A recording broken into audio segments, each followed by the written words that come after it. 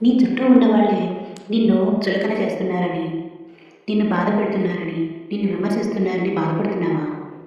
కాళ్ళకేమి గుచ్చుకోకుండా ఉండాలంటే మనం చెప్పులు వేసుకోవాలి కానీ విధి అంతా దిగవచ్చాలని అనుకోకూడదు.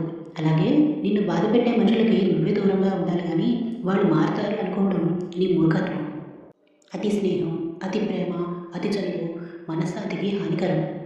అతిగా అనుబంధం పెంచుకుంటే అదే స్థాయిలో బాధను కూడా భరించవలసి వస్తుంది. ఎవరిని మన అని అనుకోవద్దు. మన ఇష్టాన్ని కానీ కష్టాన్ని కానీ వినలేని వాళ్ళు మన వాళ్ళు ఎలా అవుతారు? బలగం ఎంత ఉన్నా బాధల్లో ఉన్నప్పుడు తోడుగా నిలిచిన వాళ్ళే అసలైన బంధువులు. మనసు బాధపడేలా ఎవరైనా మాట్లాడితే వారికి మౌనమే మంచి సమాధానం. ఎందుకంటే మనకంటే మంచి సమాధానం రేపు కాలమే చెప్తుంది. మన మాటలు నచ్చినప్పుడు మౌనమే మంచిది, మనమే నచ్చినప్పుడు దూరం మంచిది, మనతో బంధమే నచ్చినప్పుడు ముగింపే మంచిది. మనుషులు దూరమైనంత తొందరగా జ్ఞాపకాలు దూరం కావు.